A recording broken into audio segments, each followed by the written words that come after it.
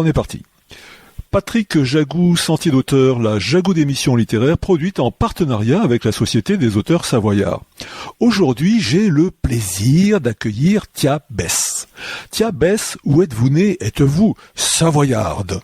Ah non, pas du tout, je ne suis pas savoyarde. J'habite la région de l'Aude, plus exactement à Carcassonne. Tout le monde doit connaître la cité. Et je suis née dans l'Ariège, à Mirepoix.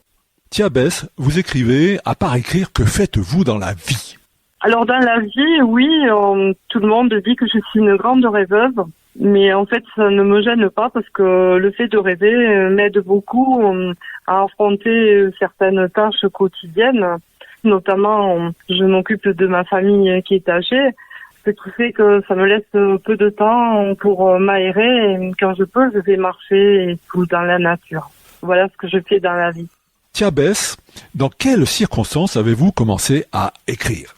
Alors là, c'est un peu une longue histoire parce que, en fait, dans ma tête, j'ai toujours écrit. Et de l'école primaire, en suivant, je devais écrire sur des cahiers d'écolière.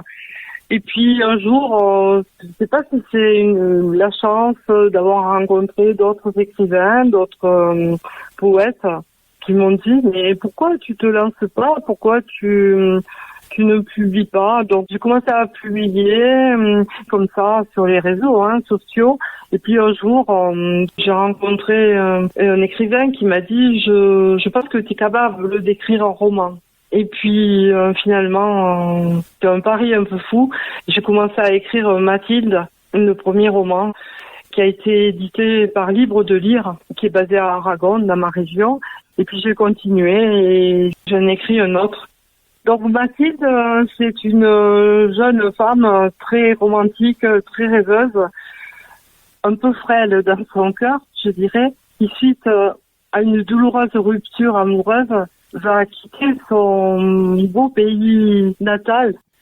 Cette jeune femme qui était tombée follement amoureuse d'un homme, cet homme-là a voulu s'établir tout près d'elle. Mais il n'avait ni la même culture, ni la même religion que Mathilde. Donc il ne va pas s'adapter et il va abandonner subitement Mathilde.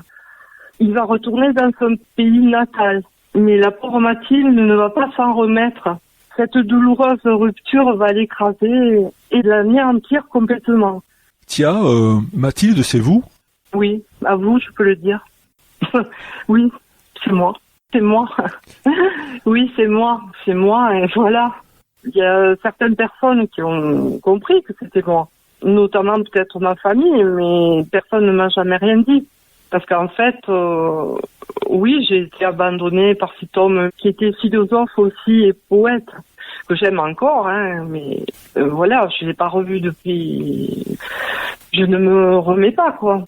Je sais pas comment je fais pour tenir parce que j'ai mes parents, j'ai des déménagements, des aménagements, j'ai cette dépression que j'ai gérée moi-même sans prendre aucun médicament. Et je tiens le coup, voilà. Donc j'écris. Je vais vous lire un petit poème que j'aime bien, qui figure dans le premier tome de Mathilde. De peur qu'il ne s'envole, je t'écris ces quelques mots. J'ai traversé le silence jusqu'à la frontière de l'ennui. La force de ces remous intérieurs m'a transporté sur l'autre rive. J'ai contemplé l'absence avec des yeux nouveaux. Je me suis réveillée au bout de moi-même, déshabillée, nue, sous la clarté éphémère de la lune blême. Chers auditeurs, nous parlions aujourd'hui de l'ouvrage de Thia Bess intitulé Mathilde, l'appel des dunes, paru aux éditions Libre de Lire. Thia Bess, je vous remercie. Voilà, Sentier d'auteur, c'est fini pour aujourd'hui.